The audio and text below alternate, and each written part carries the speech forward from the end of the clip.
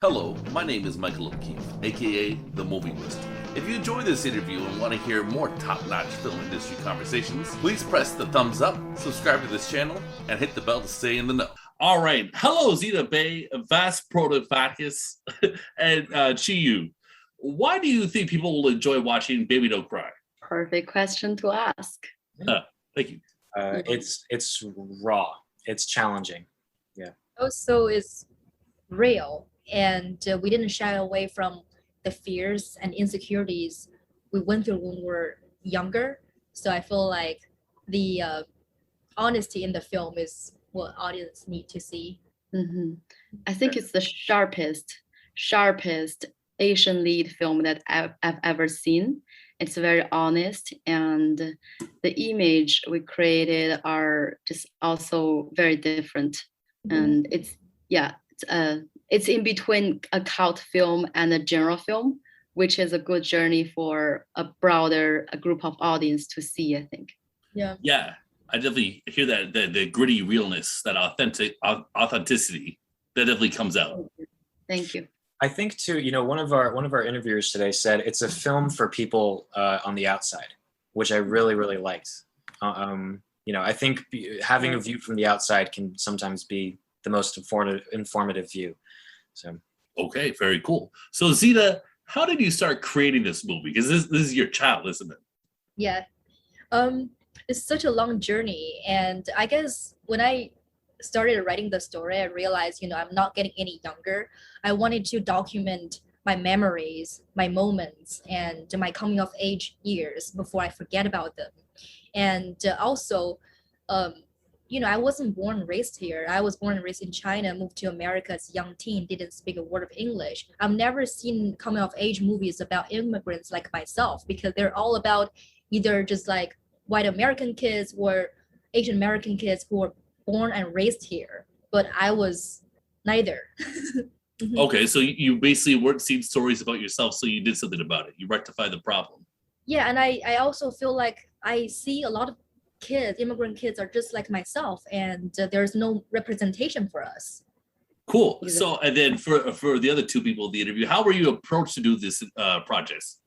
I like hundreds of other people auditioned for it. I didn't know the team until I started auditioning, but upon reading the sides that they sent to me, because I didn't get to read the full script until later in the audition, but I just felt this automatic connection with Fox. I felt like I already knew who he was and exactly how I wanted to play him too. And as we had more auditions and eventually I got cast, I just felt like closer and closer to realizing who this person was. And I lent it to the awesome team who was very supportive and informative for me. And Zita, Jesse, who directed this, and Qiyu as well. Yeah, for me, it started with story. Actually, Zita teamed up with Jessie, our director, first, and she was still looking for a producer, but she came to me with a well-written script and asking for some notes, because I majored in directing American Film Institute, and she was looking for a script advice. Mm-hmm. And then after I read it, I feel like this story is super unique. It's kind of like a Hong Kong film during the 90s. It's very, but with a female lead.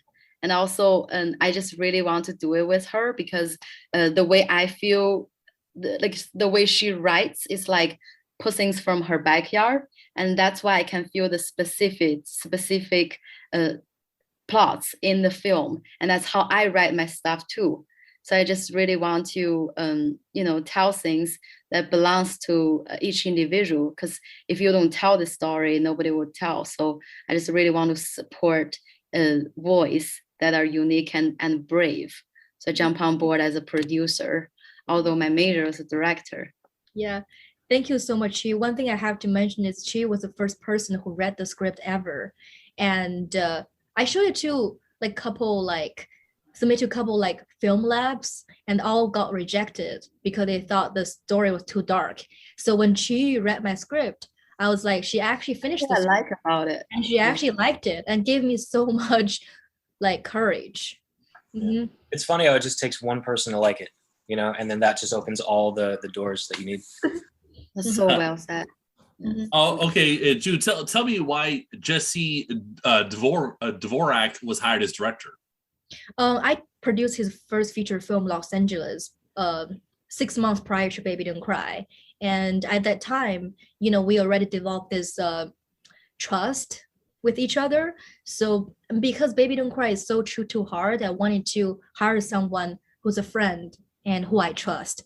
Makes sense. And were you guys talking about Wong Kar-wai movies? I just heard some Hong Kong movies being mentioned from the 90s. I guess, I'm a huge fan of Hong Kong movies. I was Yeah. influenced by, I don't know how to say his English name, Xu Ke, Tark Xuk. He did Oh, a yeah. Fun Time in China series, and also was very much influenced in Benny Chen, and who passed away last year. And he has a new film, Raging, in Fantasia this year as well. Mhm. Yeah, premiere with us, which is great.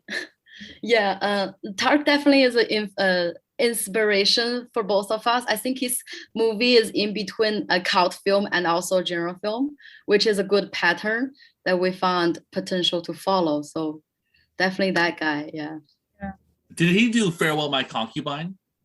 That's Jia Zhangke. Damn it. That's Chen Kai Ge. That's Chen Kai Ge. That's Sorry, not a Hong Kong Chen movie. Kai Ge, oh my god, sorry, I'm terrible with names. Such a bad mistake because I love that movie so much and love Chen Kai Ge. Yeah. I know their names are similar anyway. So. Okay. So, Vas, tell me how you prepared yourself for your very intense role.